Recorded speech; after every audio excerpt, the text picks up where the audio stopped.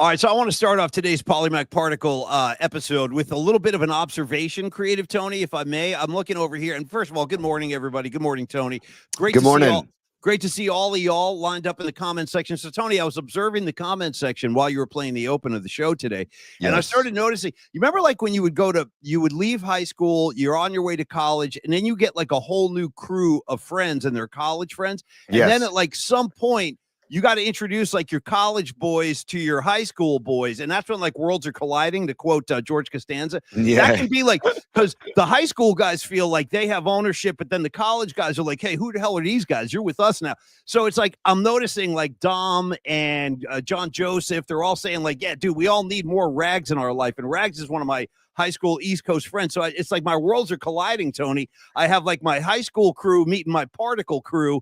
And it looks like you guys are off to the races over here. So I look forward to 327. I got some other guys saying, Tony, people are showing up at the opening day watch party simply for the merchandise haul. Okay. Nice. Nice. Yeah. And we are going to have a merch stand with a lot of help and a lot of thanks from Tony and I to our art director, Don Peralta. He's doing all the art design for all the shirts and the posters.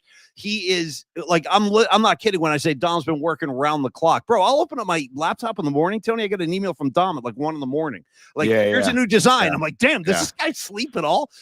Anyway, Tony, so my worlds are colliding on the comments line. Great to see everybody. How are you doing today, bro? Good, man. Good. I'm not overreacting about the Dubs loss like it seems like most people are today, but we can get into that in a little bit. Dude, you just hit the nail on the freaking head. What is going on with people? They're acting like it's like a nuclear, like it's like this is some kind of Depeche Mode. People are people, right? People are people. So why should it be? See, I can't join you there. I don't have what single. That's a problem. That's a problem. It's a problem for you. I'd say it's more of a problem for you.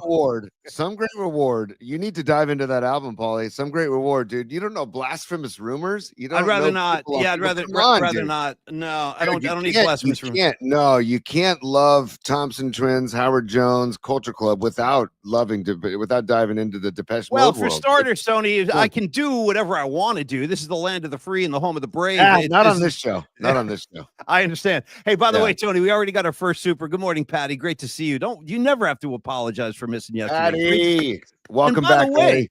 Tony, if I could interrupt your Depeche Mode fanboy moment, I got to tell everybody that I had some mishaps yesterday. I got my ass ejected from the show, and I kind of want to follow up on that. Yeah.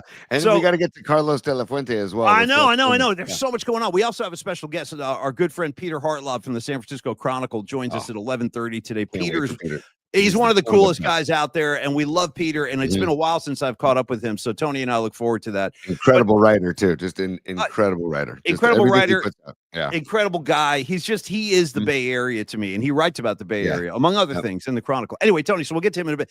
So, dude, I'm sitting here doing the show with you yesterday. Bam, I get kicked off once. I come back. Bam, I get kicked off twice. That's the end of the show. So here's what's going on. I had to call Xfinity yesterday, dude, and that's a whole other nightmare. I spent about 3 hours dealing with Xfinity yesterday. Provides my my internet service, and I started thinking about your nightmare last week with the DMV. You spent your entire day at the DMV. Dude. You got guys sleeping on the ground. Yep.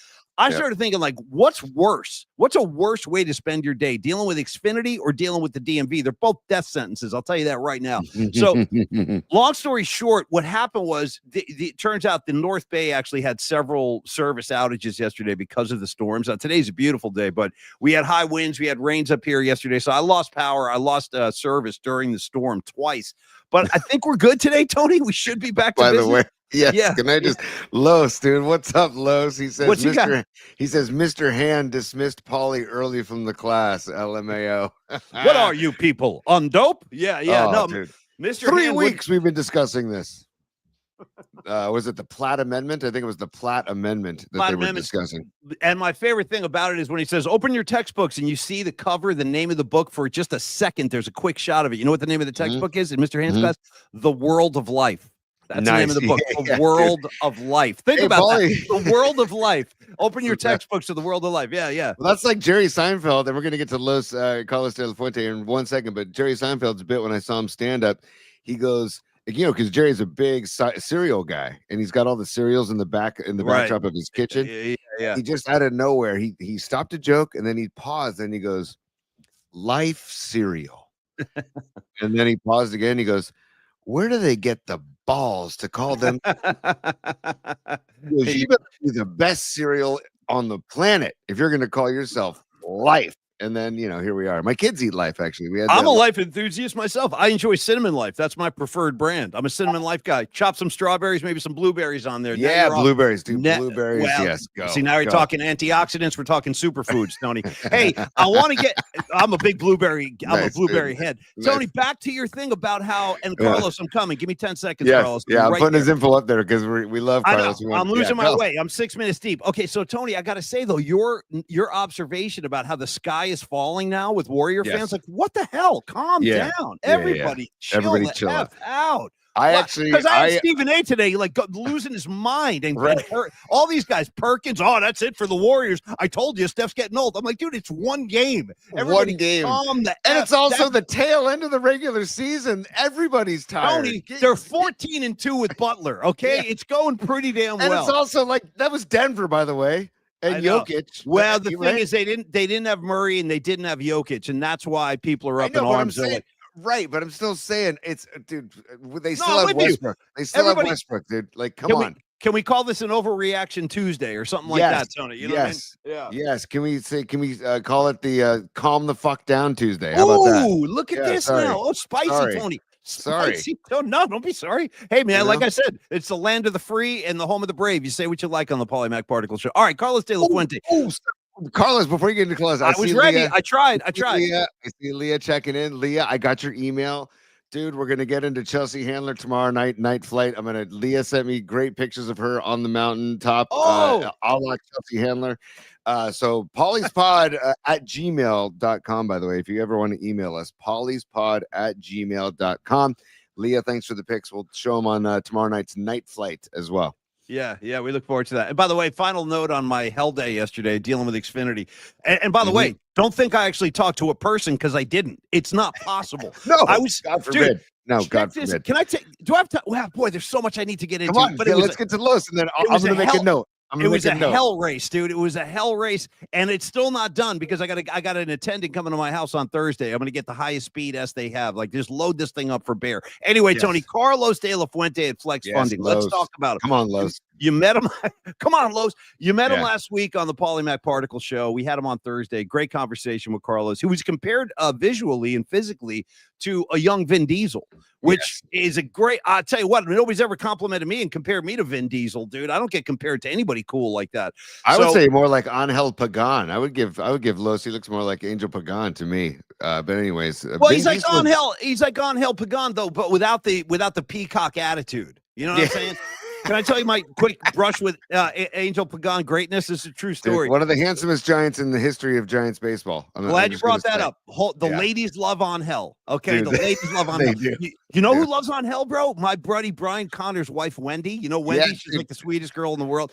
She's got a thing for Angel, okay? And she is Wendy's the sweetest thing in the world. And like hearing her talk about Angel Pagan. One time I was at spring training with Brian Murphy. Carlos, I'm coming. I'll loop right back to you, I promise. I was at spring training with Brian Murphy and Howard Bryant.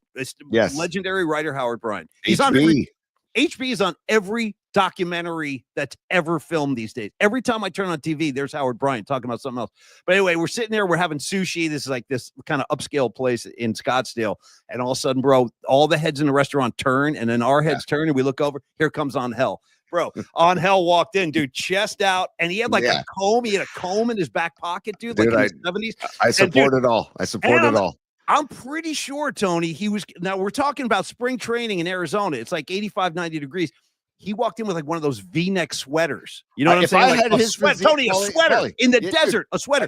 If I had his physique, I would do it. I would do the same thing. I would do whatever he does, I would do if I had his physique. See, check it out. He like walked in like this, chest is out. And he just kind of surveyed the scene. He was like looking around at everybody, like, everybody see me? Okay, I'm on Angel Pagan. And anyway, I would have a spray bottle of baby oil with me at all times and just spraying myself so I glistened like Angel Pagan. Ask the waitress, hey, dear, give me a hand with this. Help me rub some of this in. Yeah, exactly. Before I place my order. Yeah. Hey, real quick, Senior Softball Game wants to know, do you guys have an email? Yes, Senior Softball Games. We were talking about it earlier. pollyspod@gmail.com. I'll tell you one thing. We're gonna have an email address at the unemployment office soon. If I don't get this Carlos De La Fuente ad underway here, because I've been trying for 10 minutes. All right, Tony, here it comes. Carlos De La Fuente. Listen, if you're listening on Apple Music or Spotify, wherever you're picking up the show without the visual, let me give you some contact info for Carlos at Flex Funding. 925-250-4894. Also hit him up at carlos@myflexnow.com. And basically, Carlos, he's a mortgage broker, but he's a guy that can be trusted. He's a stand-up guy. He's been in business for 26 years, helping people out like you and like me. And I got to tell you, Tony, I want to stress this one element of Carlos is like, if you base any relationship on trust, you have to have that, whether it's personal, whether it's business, and especially when you're talking about money and mortgages and loans, all of which Carlos can attend to and help you with, whatever your situation might be. Now, listen, I get it. As a father of 2 college kids, things get very tricky, and you got to move money around, and sometimes you don't even have the money to come up with the tuition bill, and you're like, how am I going to do this? Guys like Carlos are going to help you through those situations. So if you need cash, talk to Carlos about how he can help you out. And for home equity loans, this is the man. This is the guy you're going to want to go talk to. For starters, home equity line of credit is one of his specialties. He's not going to whack you with any appraisal fees or any kind of hidden fees of any kind whatsoever. No escrow, no title fees. He also works very, very quickly, up-tempo fashion with your busy schedule in mind, and his too. Let's be honest. We're all busy.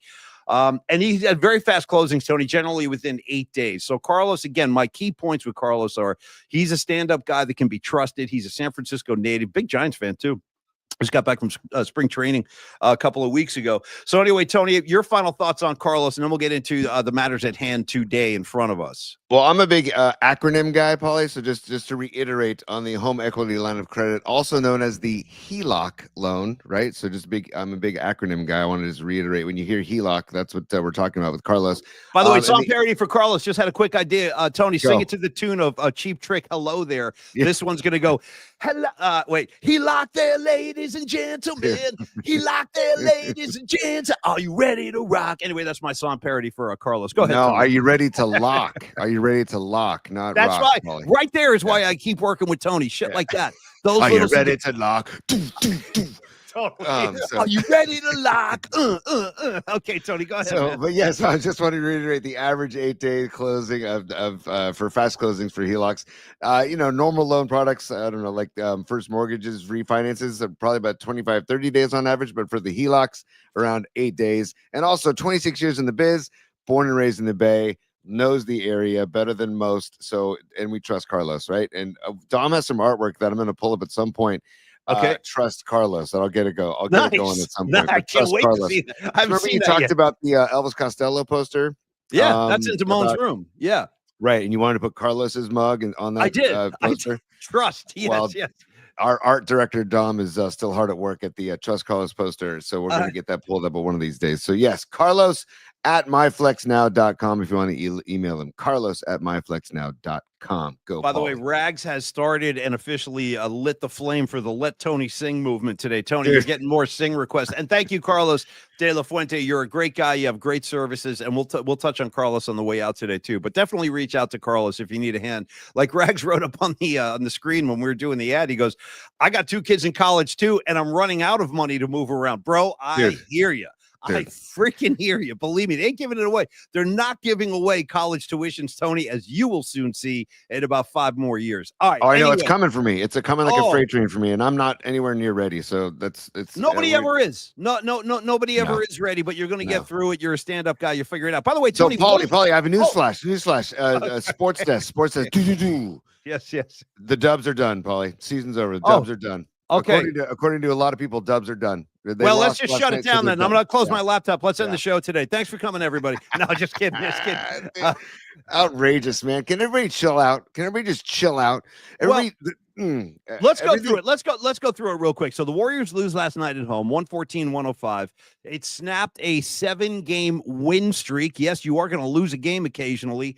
Steph had a rough night. Listen, Steph was roughed up all night long. They were clutching. They were all the usual nonsense. So he had a really tough time. And I think unfortunately, all night long, all night. Oh, so I think what you're going to see is a lot more of that coming down the stretch. Can I give you something really quick, Paulie? Because I just know it by heart and I want to just celebrate it. The part in Lionel Richie's All Night Long that goes, Sambalita setimocha, hey, jumbo, jumbo, where the party go, we go. Oh, jambalaya. Do you know the part I'm talking about? I definitely do. I'm not sure what we're doing here, though, but yeah, I do. I know.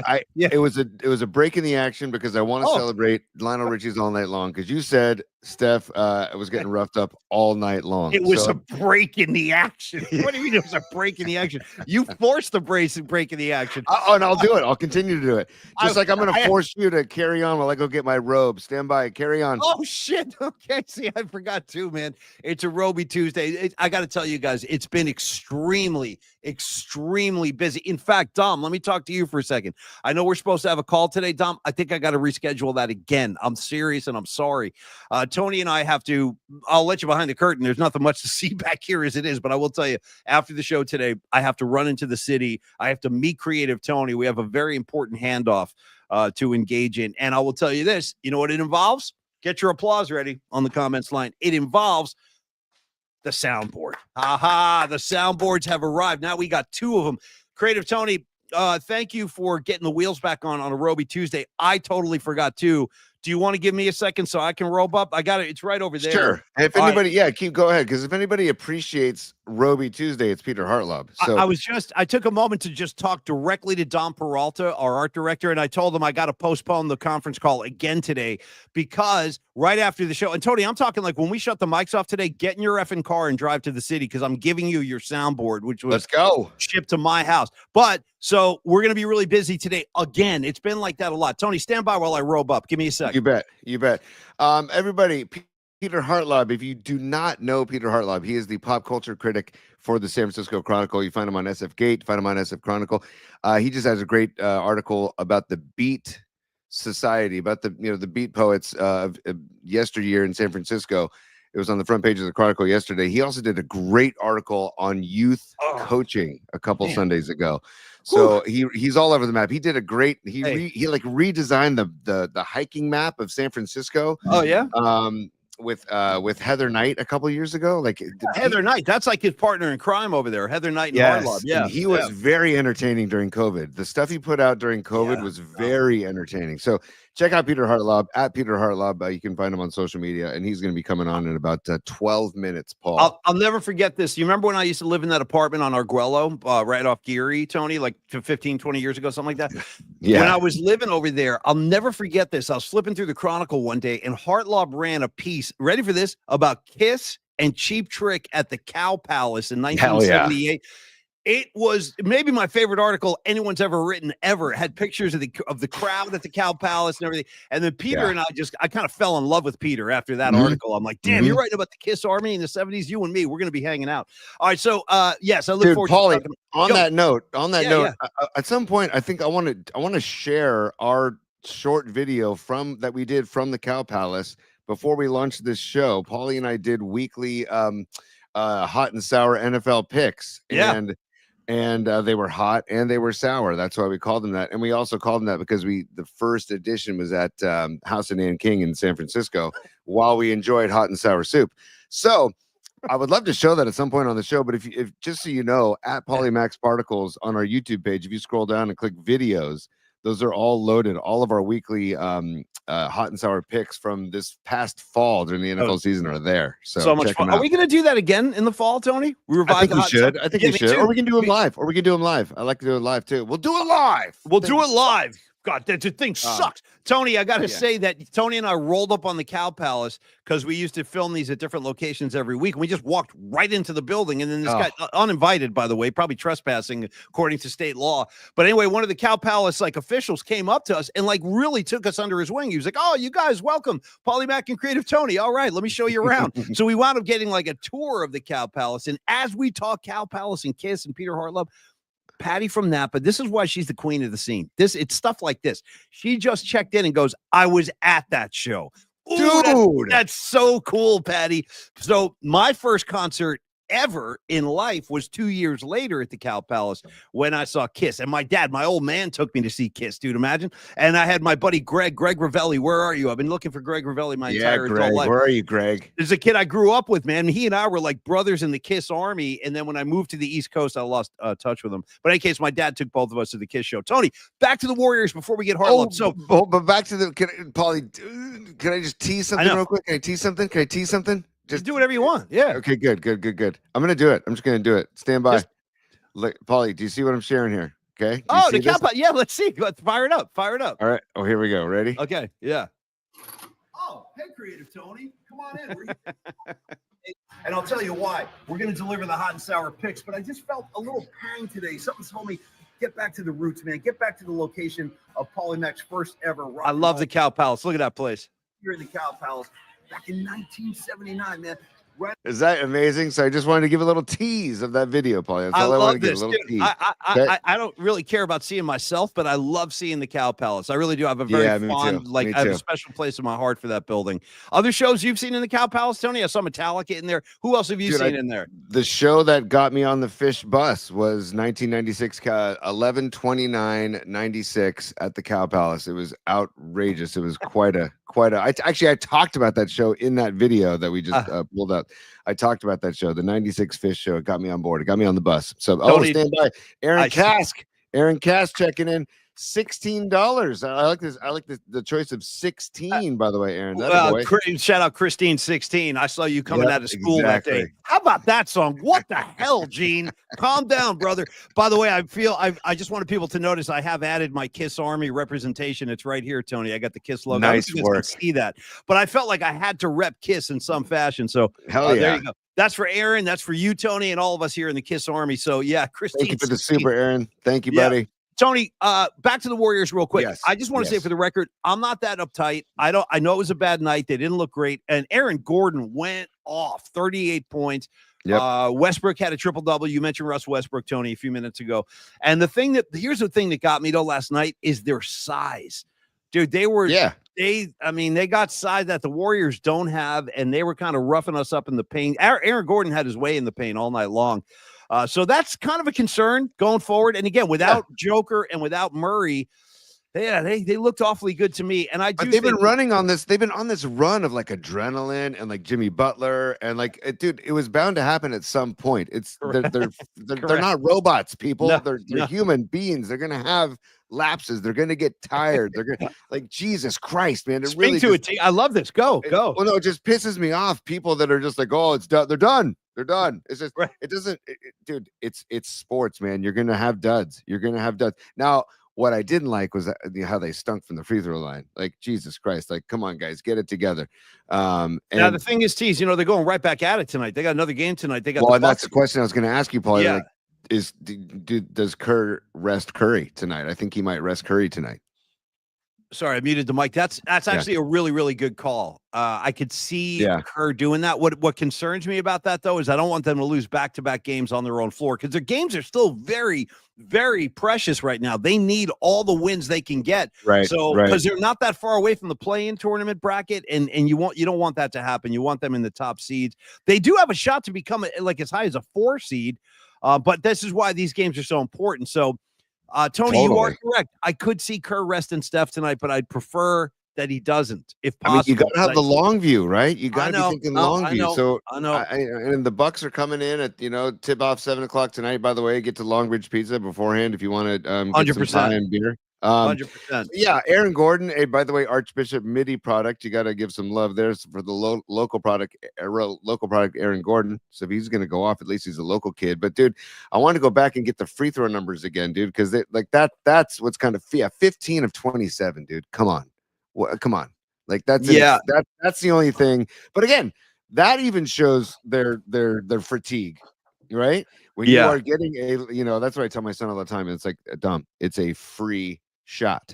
That's why they call them free throws, dude. Take your time, man. Nobody G'ing you up. But you know what? There's a whole nother added element to pressure, though, in those free throws. Yeah, no question. They really can get on top of you and get inside your head. Unless you're so good at it like Chris Mullin or Steph Curry. Most of us mere mortals, dude, you can get nervous on the line. First of all, you got guys on both sides staring at you. The whole building is staring at you, and you're expected to make those, but that's what makes them so hard. They can be tricky. And remember the invention of those annoying ass thunder sticks? I think never was a fan. I was never a fan. Clang, clang, those, clang, clang, clang. Did those start at in the Giants Angels World Series in 2002? Yes, that's when they did with the monkey and all that shit. The Angels rally monkey. Yeah, the rally monkey, dude, for life. You know, yeah, we got to get Darren Chan on the show at some point. Yes. He is the Giants network engineer for our radio broadcast. Darren and Paulie and I have worked with Darren since literally 1997, and one of the greatest people you'll ever meet in the industry. And he's a great storyteller too. But he worked for the Angels in 2002, and so he said his perspective, being a diehard Giants fan for life, having to work for the Angels was very bizarre because they had all that crap. And then Game 6, dude, God.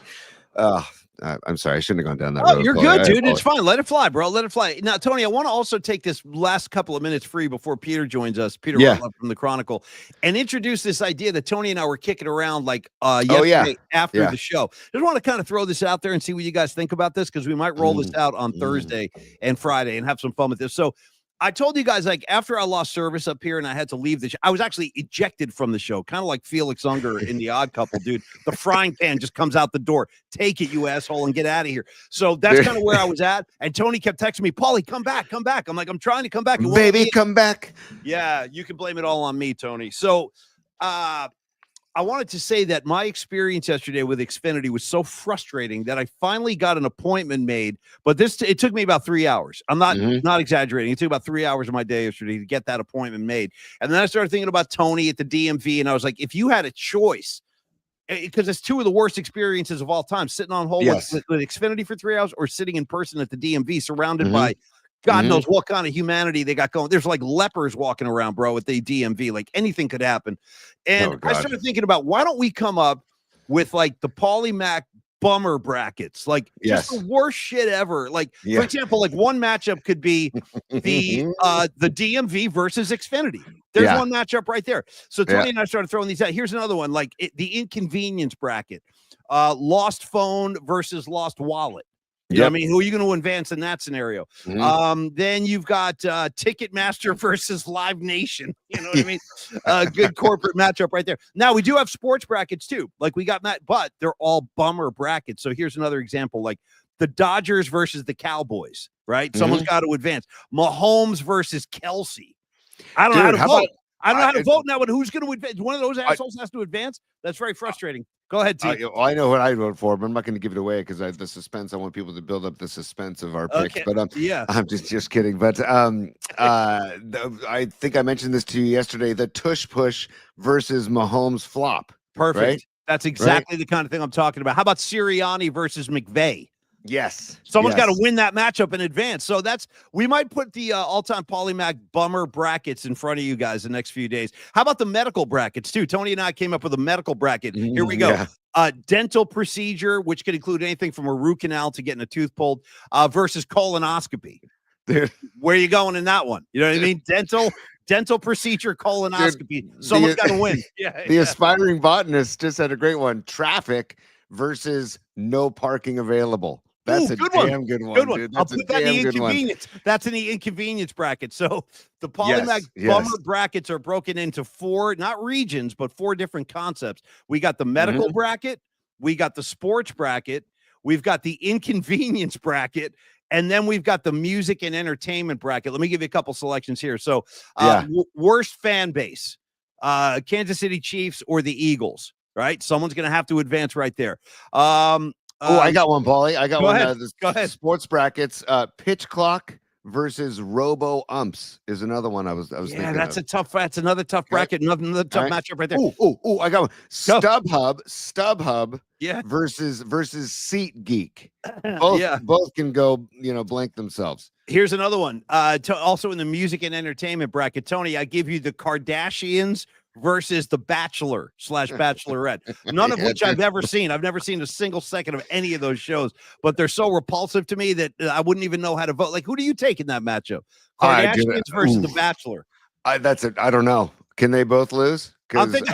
That's just like totally like Christian McCaffrey said about the NFC Championship. I think I got to vote out the Kardashians right there. I don't know, man. The Bachelor and Bachelorette is god awful, dude. It's but we've had enough of the Kardashians. It's like every time I turn around, there's another Kardashian sitting there, and it's a lot to contend with, Tony. What about another one is Sammy Hagar versus the guy who took Steve Perry's place in Journey. That's a good topic, right? That's a good matchup. Well, because I mean, that guy has he been with Journey longer than Steve Perry? Oh, totally. Yeah, Arnell, the Filipino kid. Yeah, he's been there for a long time. Yeah, and then Hagar, great singer. Nothing wrong with him, but he ain't Steve Perry. That's the problem. True, you know what I mean? Like, hey, by the way, Peter Hartlaub just entered the green room. He's enjoying a couple of. He's got a glass of lemongrass tea that we left out for him. For his request. Yes. And he has there's a bowl of nuts that you put out there, Polly, for him. I'm sure he appreciates that. If he peeks further on the corner, there might be some extracurriculars if he sticks in there long enough. But we can let him into the show if you're ready to let him on. Unless I think we should. Anything else about the bracket you want to mention? What's the name of it again? Well, it's called the Polymac Bummer Brackets. And brackets. We just figured, and again, based on my day in hell with Xfinity and Tony's day in hell at the DMV last week, I started thinking like this is stuff that everybody can relate to. We've all had to deal with all this stuff. So let's pair them up. Let's match them up. Let's pit them against each other and choose the biggest bummer to advance through the brackets. And we'll do this. Leah, I need your input on this too. So we're going to get you involved, but we'll do this on Thursday and Friday. We'll have some fun while the real March Madness tournament is going off. Yes. How about Creed versus Scott Stapp Solo? What? Oh, first of all, I didn't know there was such a thing as Scott Stapp Solo. I'd rather not. I don't know if there is. I think I just made that up. Although, knowing Scott Stapp, he's like, I'm going to go, like, I'm going to have my own cruise. People just join me on my cruise. We'll play Creed songs. Yeah. Sorry. Is it a religious cruise? I think he's like a holy roller, I think, Scott Stapp. I don't know. With arms wide open, Paulie. Under the sunlight. Well, let's open up our arms for Peter Hartlaub. Let's bring him into the program. This is one of our favorite guys for the first time on the Polymac Particle broadcast. There he is, Peter Hartlaub of the San Francisco Chronicle. Yeah, dude. See, that's the thing, Peter. I'm telling you, that's why I love you, man. First of all, where do you get a Cow Palace t-shirt? I want one of those. From the Cow Palace. I did a tour of the Cow Palace when I was working on a story about the history, and they've just got a closet full of Cow Palace t-shirts. Dude. Sutro Tower has a closet full of Sutro Tower like hats and t-shirts and stuff. So see, right out of the gates, Peter just dropping science on people because I didn't know that. Paulie, did you know that? Absolutely not. I would have asked our tour guide to give us some of those t-shirts when we filmed at the Cow Palace. I would have asked for one. Because go ahead.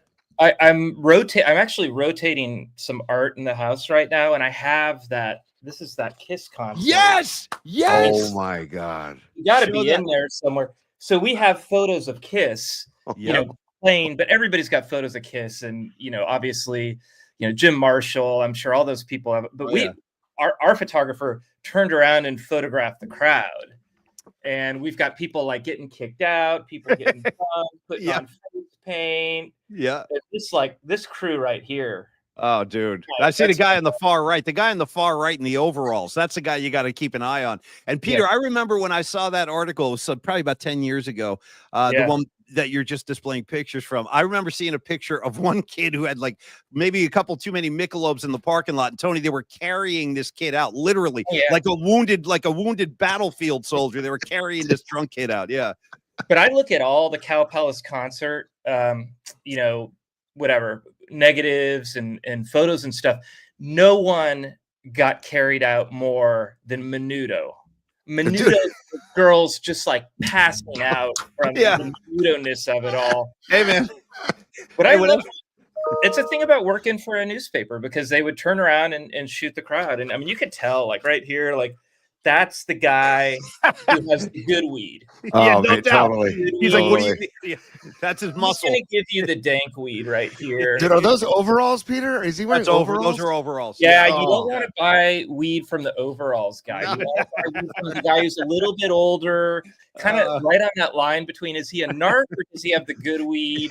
Totally. That's this guy right here. Is he a narc? And back then, Peter, you could tell these two kids over here underneath the Kiss sign, they're thinking about weed. They're like, should I go to the guy or is he a narc? Yep. Yep. That is such an incredible shot. Chronicle Wow. photos tell a story. Well, it's a really smart move, actually, Peter, which you just mentioned, which is the photographer. Now, Kiss, such a visual band, you could just snap your camera and get some good shots of Kiss, but turning it on the crowd, that's what makes that piece so special. And that's kind of what Peter brings to the Chronicle. He writes about San Francisco, like specific things, cultural things, historical things. And I know you just got back from spring training, so we'll hit you with a couple of Giants things before you go today, Peter. But I saw the piece, the front page of the Chronicle yesterday caught my eye immediately.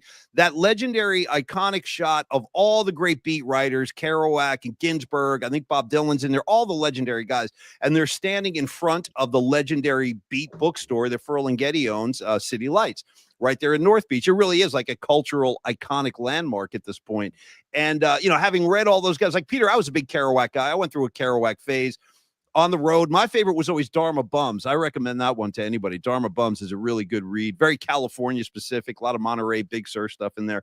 But let's talk about what inspired you to put that story together yesterday and how it got front page status. That was really cool. Yeah, I mean, and it ended up on the front page after being on the website, and it actually started out as a website thing. We have all these like 20-something wizards. They come in and they're like computer developers and stuff. The Chronicle, we have data journalists and stuff like that. And a lot of times they'll have some new template they want to work out, and they come to me because I don't mind working with people who are new. And I've got that archive, and the archive is just like one size fits all. I mean, there's an archive story for everything.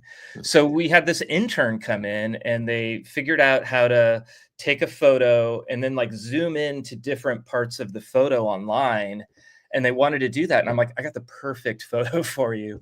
We were between the beats. So it's it's called The Last Gathering of the Beats is the name of the photo. Nice. It's where Ferlinghetti got like Allen Ginsberg, Michael McClure, invited everybody and just got him in a big family photo. Dylan was there. He was supposed to be there. And when he showed up, this is 65. So probably 3 months after Highway 61. Yeah, man. So he can't even get down the sidewalk without a mob. So they kind of kick him out so they can take their photo. Yeah. But then the Chronicle photographer's there and takes this photo of 24 beat poets, like kind of coming down from their peak. And then we put it online, and then like just had little areas where you could zoom in and tell different stories. Like there's a guy on a stretcher and he was not hurt. He just was like, I think I'm going to call an ambulance today and just take a stretcher to the photo. Yeah. There was a lot of wild, weird stuff going on. Lou Welch, little facts I find. Lou Welch, who's a pretty famous beat poet, was Huey Lewis's stepfather. Wow. Whoa. Yeah. So I don't know the full story behind that, but that's pretty wild.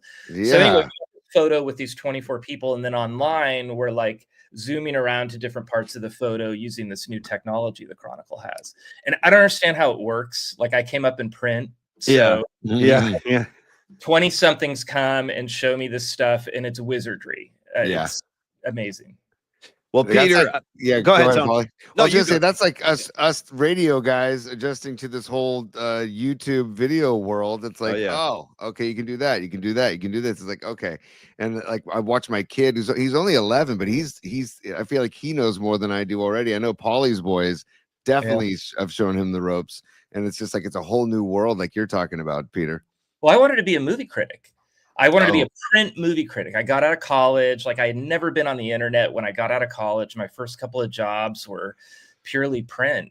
And I got to the Chronicle, and they had a movie critic. He wasn't going anywhere. They had a TV critic and a music critic. They were not that much older than me, not going anywhere. Yeah. So when blogs showed up, I started the first blog at the Chronicle. Nice. I started the first podcast. Nice. But it wasn't like I'm like this forward-thinking dude. I was just like self-preservation. Like, so I'm going to go do it over here. And that's what got me in the archive.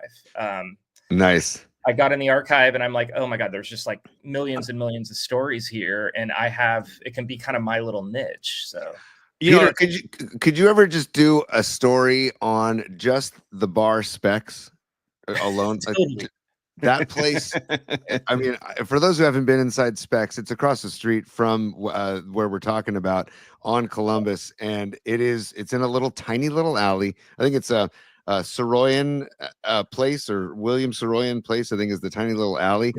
And it's a museum too. So I would just, if I can ask for future reference, if we could, because I would love to see your writing ability on specs. I'll look into it. And the first thing I'm going to do is go down and see if we have negatives from like, 50s, 60s. That'd be awesome. Yeah. But that's a lot of my stories start. It's like a question you had, but you kind of didn't know you had it. Like I something about Golden State. Why are they Golden State? Why Great question. Yes. Oakland? There's a whole story behind it. Oh yeah. There was a whole strategy to it, and it was marketing. The city jersey, I did essentially like an oral history where I'm talking to Rick Barry and Tom Meschery and Art Spander, who covered the Warriors, how the city jersey, and the Warriors hated the city jersey. They made fun of it. Yeah, and now it's iconic, Totally. So you just start with you tell me about a specs, check out specs. I go down, find negatives, find a couple Herb Cain columns. Yeah, man. Got this kind of lens into history in San Francisco, which often tells us a lot about what's happening now too.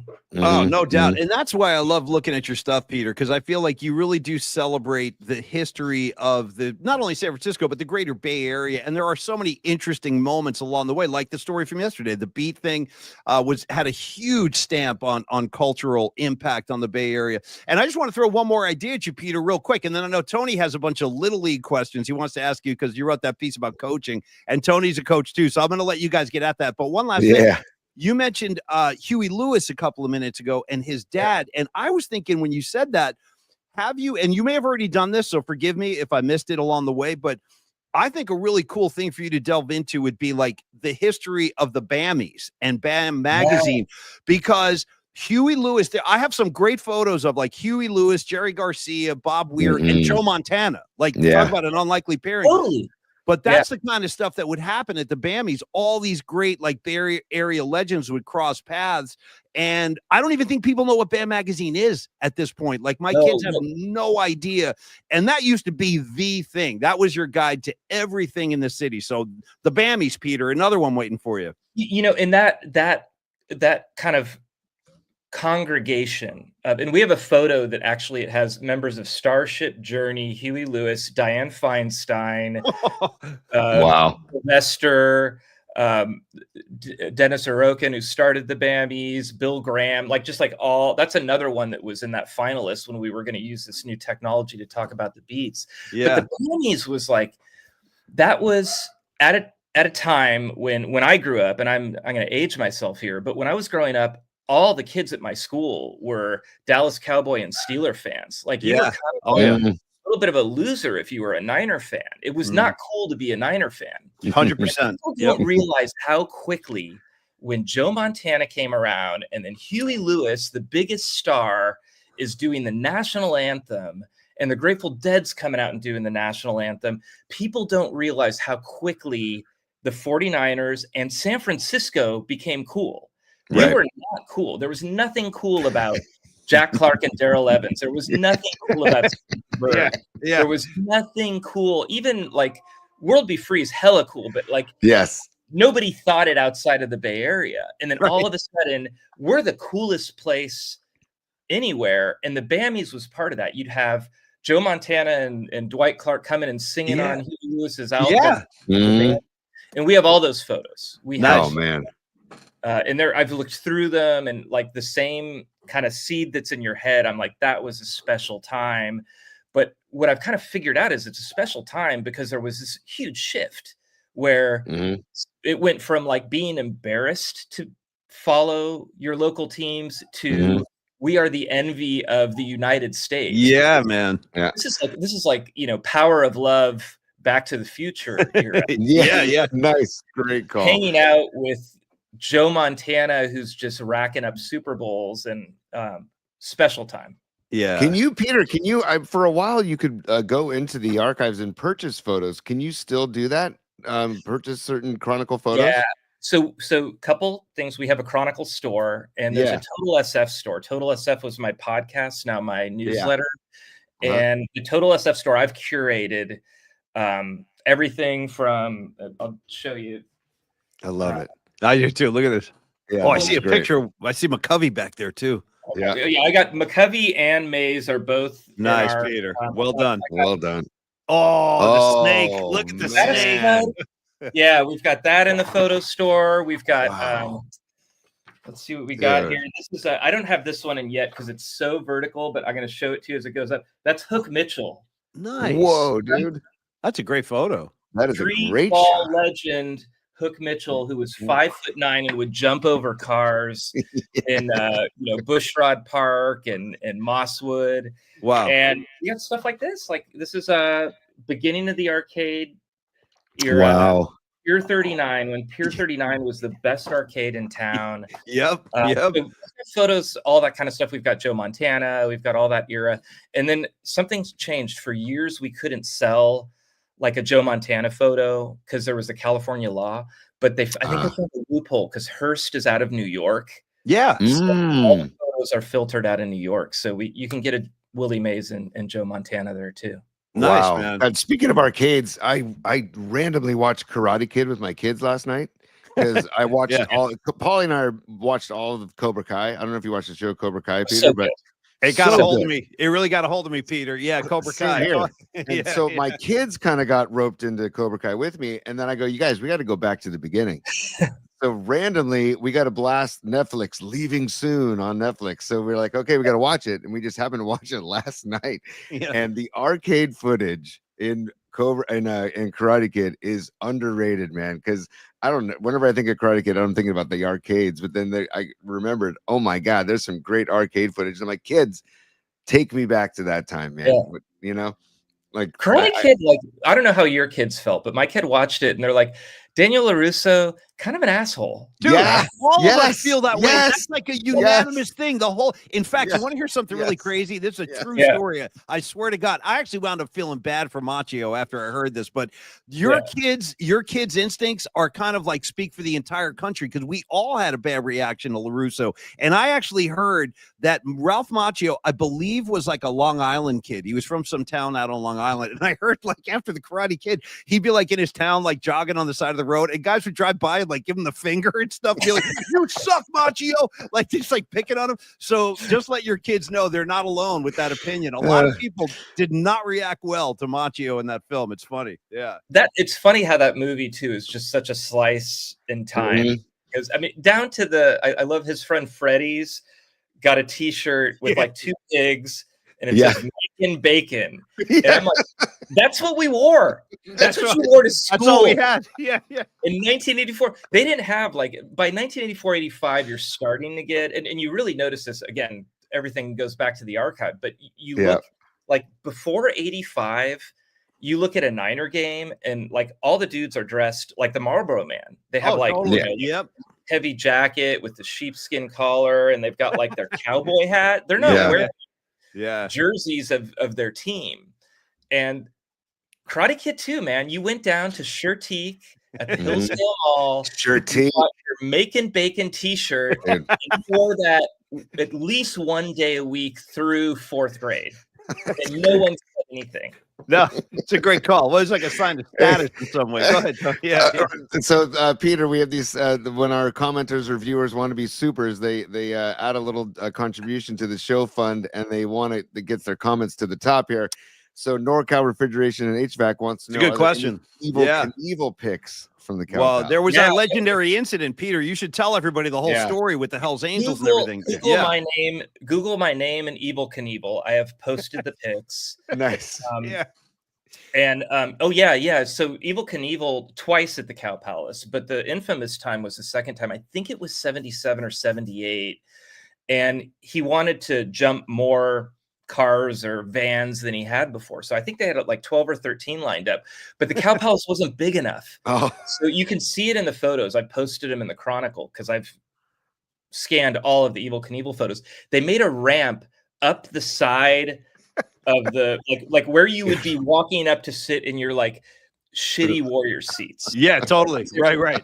They were like where you would be looking at the basket. That's where they did this rickety like wood, like they scavenged the wood down the street, Yeah. Somewhere. Yeah. And then he didn't have enough of a landing space. So the area where they like will actually truck in the band, and there's an area that is open to the parking lot. Yep. And they just open the doors on that so that he would go down this rickety ramp, jump over 12 or 13 cars, and then hopefully land perfectly, go through this double door that they usually use to bring in like, Iron Maiden stage. Nice. And then fly out into the parking lot, which could you imagine being in the parking lot and like Evel Knievel comes out just like with his cape and everything? Yeah. All of fire. Yeah. But he missed. He missed. Of course. He actually got through the double doors, but he didn't get out into the parking lot, and he missed and hit a stanchion there, broke his ankle, and then of course like hobbles up to the mic, and they're like, Evel Knievel, are you okay? I'm goddamn Evel Knievel. I'll do it again tomorrow. Yeah. That's the Evel Knievel quote. Here, look at this. I'm gonna, Paulie, I'm gonna show this. I'm gonna share this right now. Sure. Peter, this is a post of yours. Oh my God! Look at Evel Knievel's 1972 Cow Palace jump was doomed to failure, but he tried anyway. Look at how incredibly unsafe that looks. Look at that. Right down the seat. That is the 70s. He's not on like he's not on like now they do that kind of jump, and you go. His son would like jump on these like motorbikes. He's like on a Harley. I mean, it was made to jump 14 buses. Oh my God! And by the way, our reporter went to like his hotel, and he was in kind of a crappy hotel. We have photos of it, and he like showed up like shirt off, smoking. It's like 2:00 in the afternoon, but it's like he just woke up, and he's so every bit of that legend is true. Oh, that's incredible. Fantastic. Well, I'll tell you what. No, go ahead, Tone. Go ahead. Well, Peter, first I got a couple things, but you just got back from spring training, I heard. Yeah. And I want to know, did you get any information on Jung Hoo Lee's back while you were down there? Did not. Here we go. I'm telling you, here we go. I did not, but I did. It's become a annual tradition that when I go to spring training, Susan Slesser, a good friend of mine and our Giants longtime beat writer for the A's and the Giants. So I always take Susan to whatever bad cover band I can find. Oh, nice. Good tradition. Yeah. Last year it was Van Halen, not Van Halen. Van Halen. Perfect. Yeah. And this year it was a Voyager, a tribute to Journey. Okay. How was that? How's the Journey tribute? They were really good. They were really tight. The Neil Schon looked like he was going straight from he had like a black vest, and he did not look cool, but he looked like he was going to go straight from the concert to his job as a guidance counselor. Oh no. But he hit every note. They had a lead singer who was a short Filipino man, and I'm wondering like how long has this band been around, and did they just like fire him when Arnel Pineda got hired? Like, what did that classified ad look like? A Filipino man between 5'6" and 5'8" who knows the songs of Journey. They were solid. They were solid. Creative Tony, throw that super up so Peter can see that one. There we go. This is from Nick DiFrancesco. Peter, thanks for tweeting about SF City FC. Got me to be a fan. Heck yeah. Great merch. And that I remember you were posting stuff about their jerseys too. Those jerseys are pretty slick looking too. Yeah, so they partnered with Muni, and they were going out of business. I mean, they were owed, I think, $40,000 or $50,000 to their coach and the league and Kezar Stadium, because they play at Kezar, which is the best. Yeah, Kezar is the best. So they got in this sponsor deal with Muni, where Muni paid them nothing. I mean, on paper, it was the worst sponsorship deal in the world. Muni paid them nothing, but gives them the rights to use the Muni logo.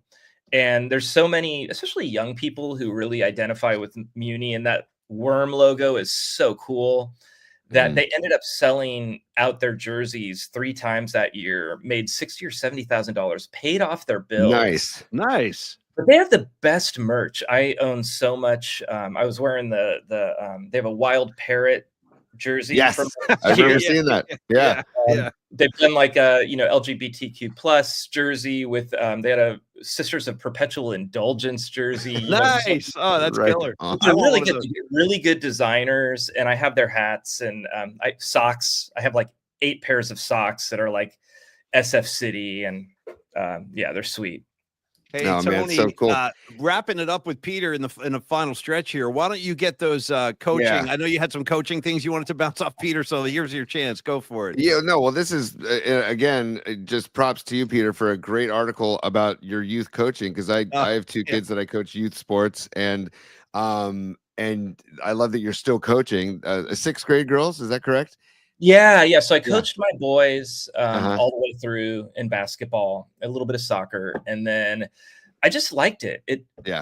I love the dynamic. I got roped into it in the beginning, like everyone else. It was like the 7th email, and they're saying, emergency. And I'm like, all right, fine, I'll coach your soccer team. Right. Once my kids aged out, I kind of wanted to keep coaching. I thought about doing middle school or something. Yeah. And then a friend of mine, Doc Shepler, who was my high school cross country and track coach, he coaches the Pinewood School girls. He's won like 5 state titles. Nice. And he told me, he said, coach girls, because all the boys go out there and just start chucking up bad threes from the beginning. That's true. You spend the whole season, they think they're great, and you have to spend the whole season telling them what they can't do. Right. And the girls come out, they work their asses off, give you thank you notes and friendship bracelets. And they all like think they're good, and you get to tell them they're great. You get to walk things. And I had a girl this year who, in the middle of like our 6th game, threw up a 3-pointer. She's like, 4'11", 60 pounds. I didn't think she could shoot a 3-pointer. Hits a 3-pointer. Nice. I took time out. I'm like, why didn't you tell me you should shoot a 3-pointer, Ellie? Yeah. And she's like, well, you didn't ask. And I'm like, there is no boy alive who could hit a 3-pointer who would not have shot 12 of them a game coming up to that point unless I stopped him. Totally. Man, I want Peter. I would love to have you as a coach, dude, because reading the article, you keep it fun. And that's what I tried to do too. Like, I love asking the girls, because I coach my daughter's 4th grade girls basketball team. And I said, I always catch them off guard and ask them, what'd you have for breakfast today? And then all of a sudden that just starts a whole riff to where we named a play Pancake. We just named one of our plays Pancake because that was like the most common breakfast item that day. And I love that you had a Taylor Swift like themed team. And then what was the cheese? Then you had a cheese themed. Well, last year was Taylor Swift themed. So the Eras tour was coming around. So all of my plays, I'm like, Cornelia Street. And then this year was all cheese. So we have Gouda. Nice. Gouda is our, it's kind of, we do like a triangle in 2. So Gouda is like, get on their best ball handler. Do not let her get the ball back. I love this. Nice. Parmesan for Swiss was press. It sounds like press. Nice. We started running out of names, so we're like getting like Havarti, Gorgonzola. I want to be a point guard. I want to be a point guard on Peter's team, just so I can dribble the ball up court with my hand up, going, all right, guys, provolone. You know what I mean? Just call it provolone. See, of course. Well, Peter too, I can relate too, because I coached the Little League long with for Knoll Soul, North Oakland and South Oakland Little League when I lived over there. And you mentioned Bushrod earlier. We used to have games at Bushrod, but I didn't have kids. But my buddy and I just wanted to coach Little League, and I'll never forget. These parents were like, "Hey, which one's your kid?" And I go, "No, I don't have a kid on the team." And they're like, "Well, why are you coaching? What are you doing?" And I go, "Oh no, am I like the creep? Am I like the town creep? Like, like, well, can you relate? Coaching girls, like the first 3 practices, like there's like 14 parents that are just like, oh no, whole other element. Yeah, right. And then it's gotten to the point now where I've coached a couple of teams, so like word of mouth comes through that I'm not a psycho, but Peter's like, yes, right. And it's a valid question. Why are you coaching 6th grade girls? It really is, actually. It is a legitimate question. Yeah. But best advice I've gotten, and this is goes for anybody coaching. This is by far the best advice I got. Make it like a game show. You are not. You are not Bobby Knight. You are Bob Barker. Nice. Fun, keep it moving. Play games. Like, make yourself the foil. Yeah. That's one. Another one. Draft for parents. Yeah.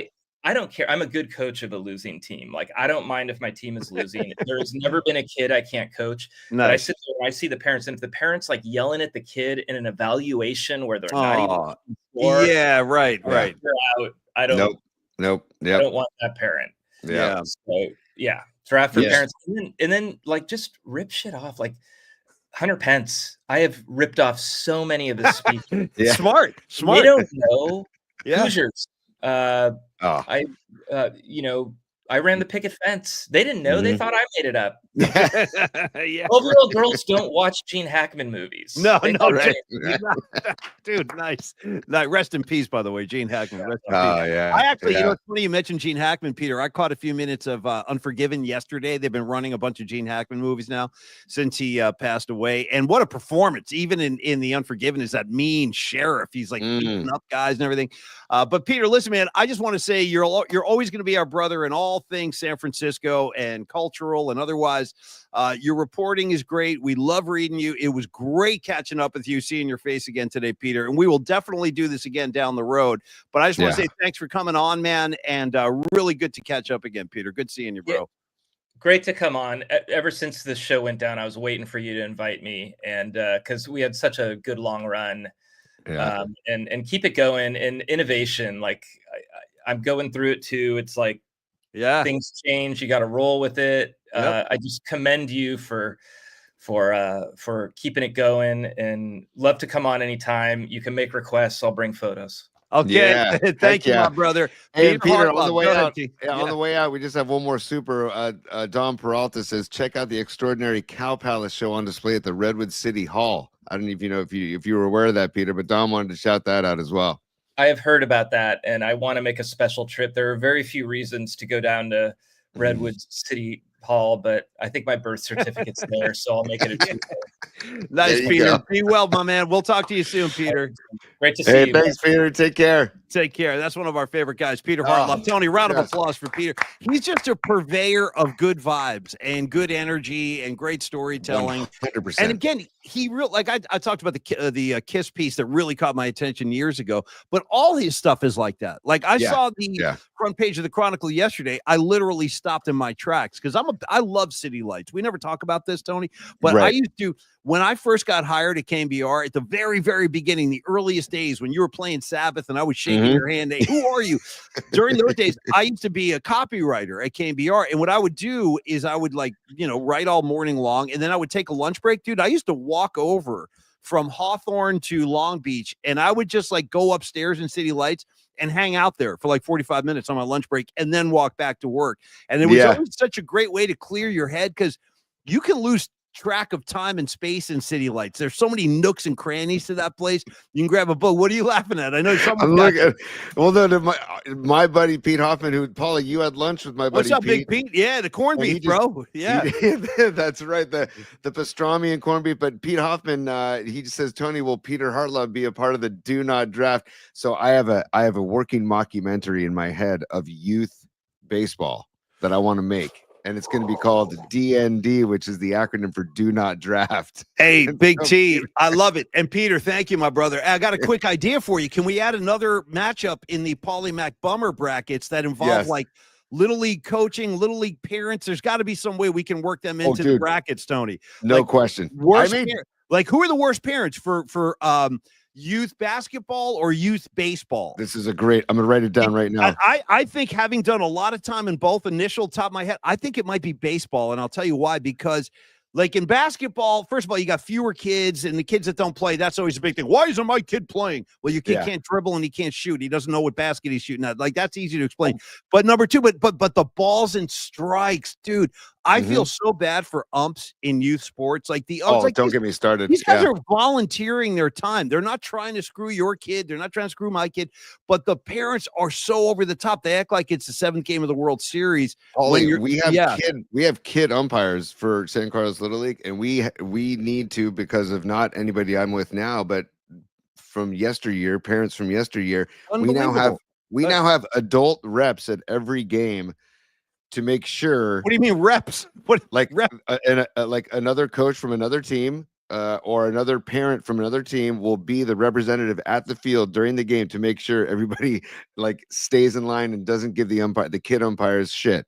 So it's we have to keep them in line, basically. It's that's kind of your job. And you help out with rules and you help out with maybe some calls or whatever, but you're there to kind of oversee to make sure everybody's well behaved. You say keep the parents in line. Couple of great line connected songs. Top of my head, Tony, if I could say Toto, Hold the Line. And then I also want to come at you. I want to come at you with one of my favorite Aerosmith tracks, Aerosmith, Draw the Line. Do you have any line contributions you'd like to throw? How about Walk the Line? There's okay, you stole Walk the Line, so I'm gonna go down a dark road that I shouldn't go down. But no, I love it. Go ahead, man. Go ahead. White Lines. Can we just go White Lines? Pure as driven snow, baby. Ba-boom, ba-boom, ba-boom, ba-boom. Rock. Ba-boom, ba-boom, By the way, did you happen to see the Michigan baseball player, the University of Michigan baseball player that slid into third base? And he snorted the chalk? And he snorted the chalk line. Did you see this? I saw it several times yesterday. I'm like, what's this kid doing? Is that even legal? Can you be snorting the chalk?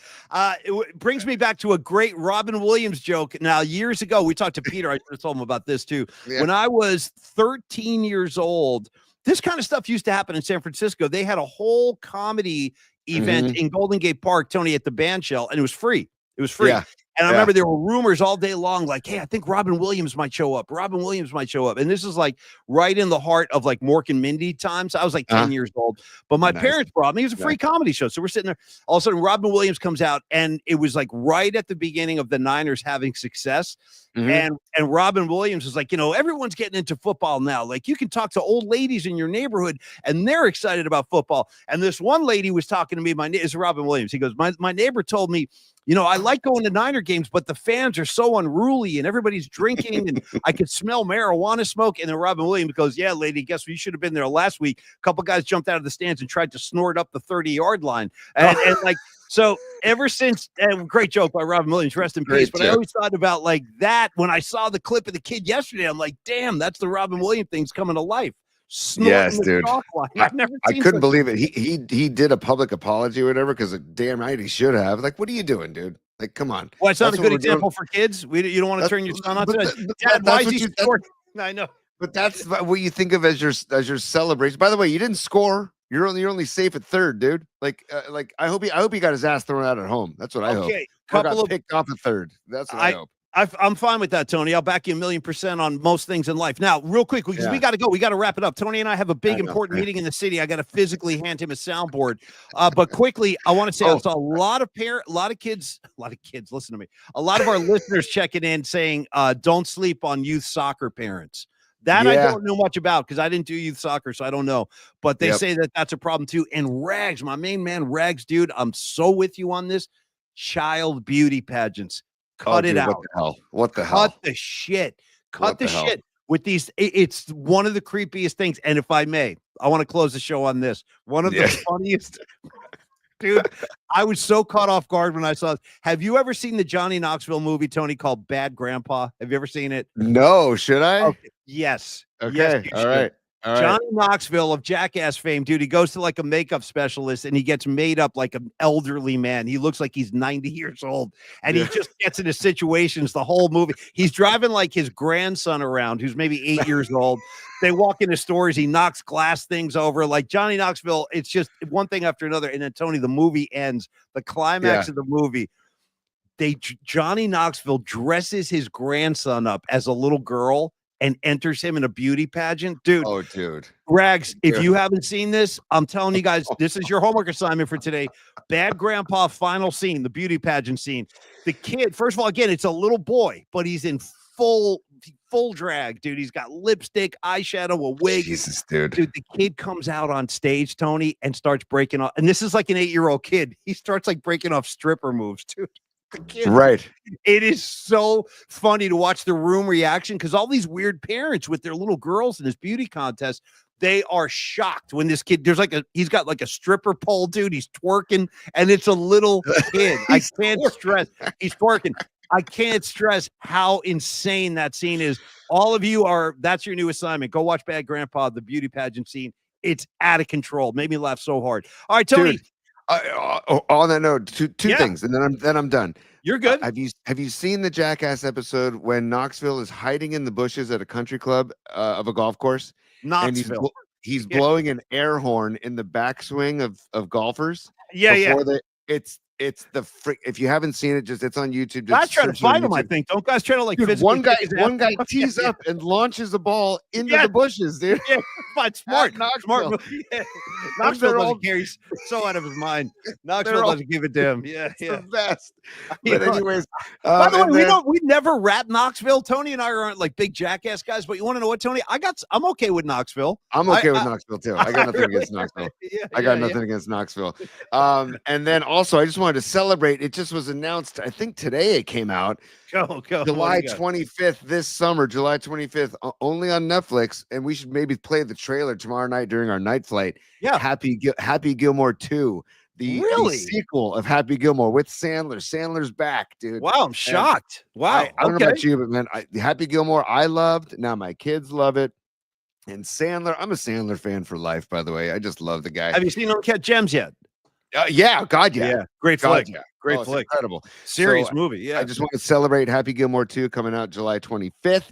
And then I gotta give John Joseph credit on our comment line. He said John Joseph is he's on a tear. I see him. Yeah. Yeah. He said for our bummer bracket, Tom Sula versus Chip Kelly. And I might I might replace Tom Sula with Dennis Erickson versus Chip Kelly. Let me tell you something real quick about Dennis Erickson, Tony, on the way out today. Yeah. Is that the one game you and I went to? See, this is the thing. When Erickson took over the Niners, that I call that like my blackout period. Because I honestly don't remember anything. It was so depressing and so un-49er like.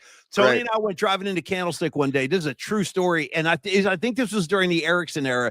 A fun place to be. That game with the banner. Yes, it was, dude. Freecom Park. A fun place to be. I said, Tony and I drove into the parking lot. I'm like, I think it's over, Tony. I think the whole Niner run is over. I mean, if this is the kind of shit that's a fun place to be, what is this? Like an amusement park? You know what I mean? They have rides for the kids. Fun place to be. And Tony and I wandered into this game. I don't even remember who we were playing.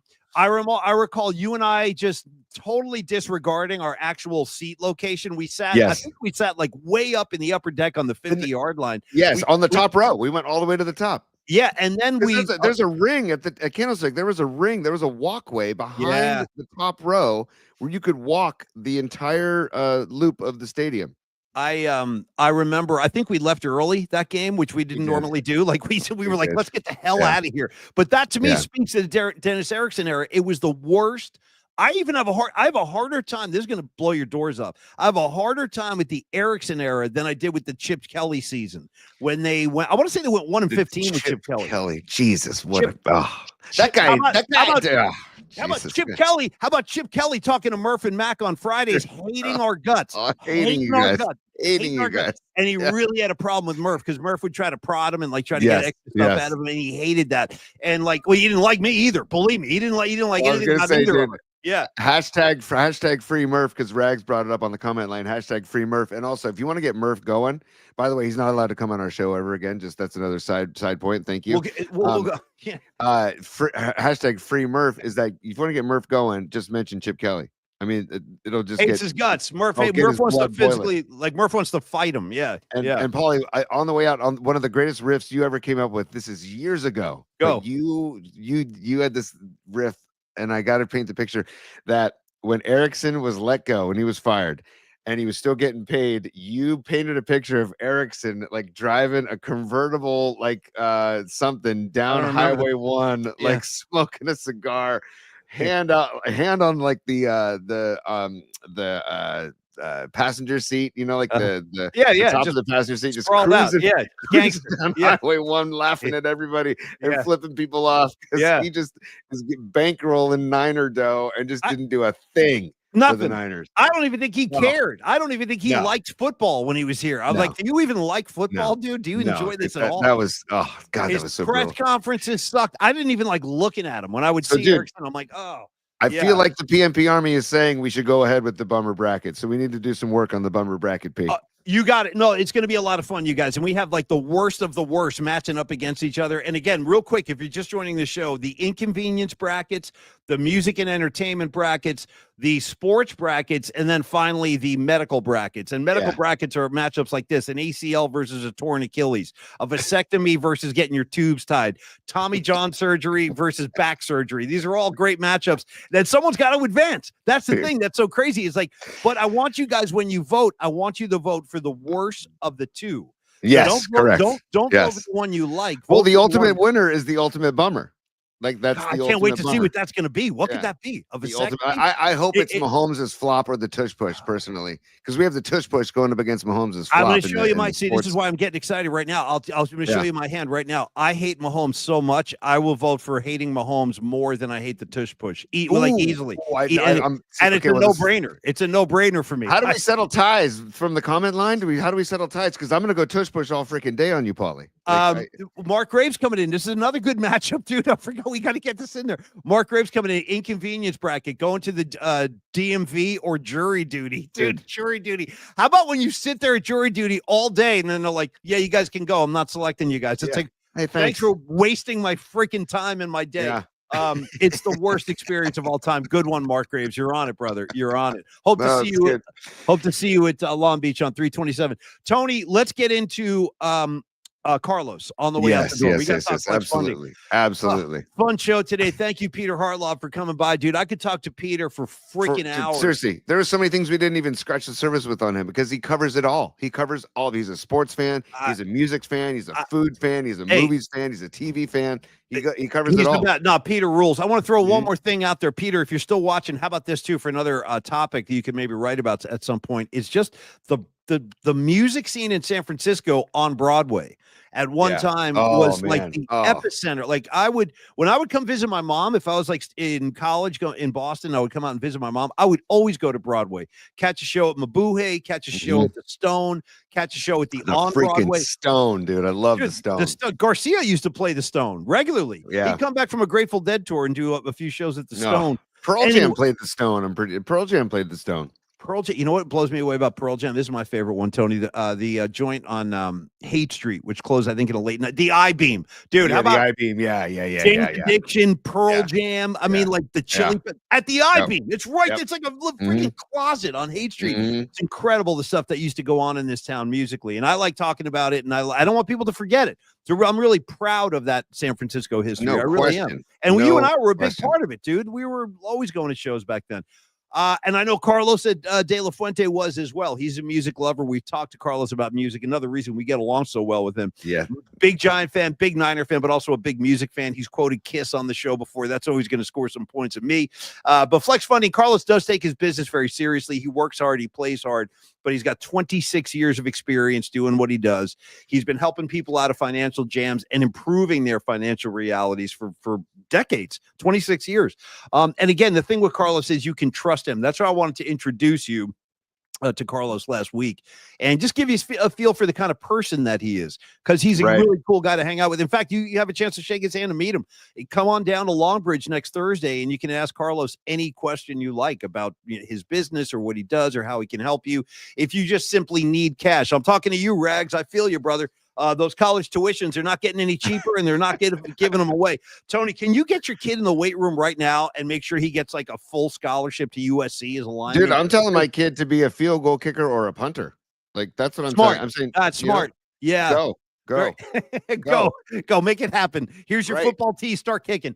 You can play division. You can play Division III football as a kicker or a punter and still have a shot at the NFL. In fact, based on Jake Moody's performance last year, the Niners might be looking for a new punter right now. Get Tom. Paulie, no. We have confidence in Moody. Remember, we're supposed to have confidence in Moody, according to Giants brass or 49ers brass. We're supposed to have confidence. I'm not ready to write him off yet either. I know you're going to yell at me, but we'll do that tomorrow. You can yell at me about Moody tomorrow. I'm not writing him off yet. I know he had a shitty year, but I'm telling you. Let's talk about Moses Moody instead of Jake Moody, okay? Because I want Moses to get maybe Moses is the one that has a great night tonight, and the Dubs get the win tonight. They host Milwaukee 7 p.m. By the way, shout out Krista Moody. That was one of the girls I went to high school with. Krista Moody, Moody. Shout out to Moody Blues as well. I was just gonna say the Moody Blues. You got me. Go. Creative Tony, nights in white satin, la, da, da, da, da, da, da, never reaching the end. How about the breakdown in the middle, like the spoken word? Yeah. Two lovers wrestling as one. Like it's so like that whole rap in the middle of the thing. It's like, what are we listening to right here? There's rain, there's thunderstorms, like a 30-minute piece. The wrestle, two lovers in the rain. Yeah. Hey, Paulie, Los checking in. Carlos De La Fuente, as we're talking about Los and Flex Funny, Los checking in saying he will be there March 27th, live and in the flesh. Yeah, to enjoy the PMP Army and the grub at Longbridge Pizza. So continue on. Tell me about some HELOC, Paulie. So yeah, real quick, that's what he specializes in: home equity lines of credit. If you're interested in one, there's no better source than Carlos. He can help you out without hidden fees, without appraisal fees of any kind, and he'll do it very quickly too. Most closings within 8 days. So if you want to do some business with Carlos, you definitely have my you have my nod of approval. Carlos is a stand-up guy, and he's going to take good care of you. He cares about the Bay Area. He cares about the community, and he can go to work for you. Tony, your final thoughts on Carlos, and then we'll wrap for the day. Just having been through the whole mortgage process, and I know you have two, Paulie, like it's such a massive decision in your life, or refinancing, or looking for a HELOC. Like these are all such massive decisions in your life and planning out your future. So you want to be with somebody that you feel good about, right? You want to feel somebody that you trust, that you enjoy spending, because you got to spend a lot of time with this person. You don't want to dread doing this. And that's why we were with Carlos, because he is a great dude.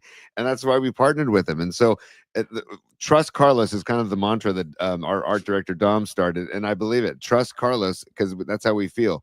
And again, 26 years in the biz, and he's from the Bay Area, dude. And he's like Sacred Heart High School. By the way, the Bruce Mahoney SISH baseball game is this Saturday at Oracle Park. I think 5:30 first pitch. Sorry, Los, I got to go for my Wildcats. You can go for your Irish. Tony, which team gets which dugout? Who's on which side of the field? It depends on who the home team takes third base. It switches. So, it rotates. Yeah, rotates. So last year's game, I did the like the Rennell. I did the game last year, sitting in Rennell's booth, by the way, and she had just got let go, and her stuff was still on all the walls and in so the glad office. you just mentioned we got to get Rennell on the show. I'm going to write a note right now. We got to get. I'll write a note too. Yeah, I miss Rennell. That's a great call. I love Rennell, and I want to talk to her. So thank you for mentioning her. Go ahead with your story, though, Tony. Great call. No, I'm just saying that this Saturday is the Bruce Mahoney baseball game, and Los is a Sacred Heart Fighting Irish. I am a St. Ignatius Wildcat.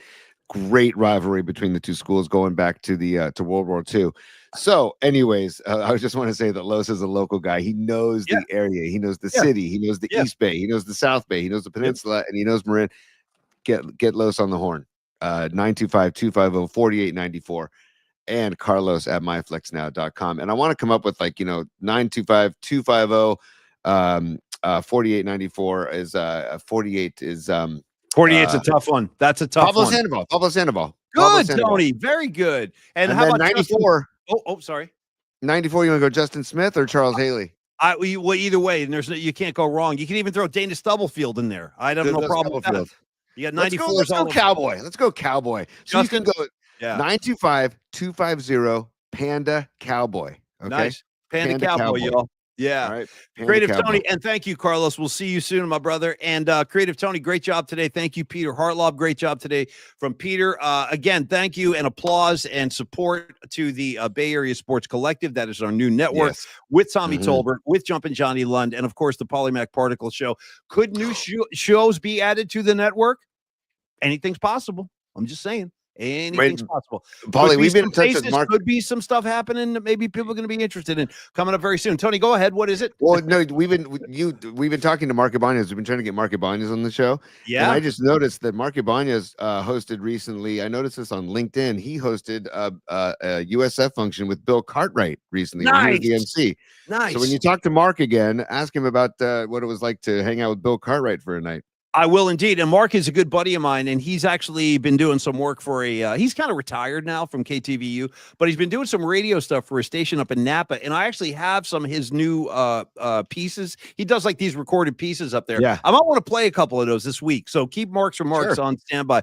Tomorrow night on the show, Tony, I will give you Jeff Faust, bass player and good friend of mine from the Freestone Peaches. The guy's a monster. I went to a Warrior game with him last week. Also, Jeff Winkler comes in for a brief hit on a quick sphere tutorial for Creative Tony to get his feet wet.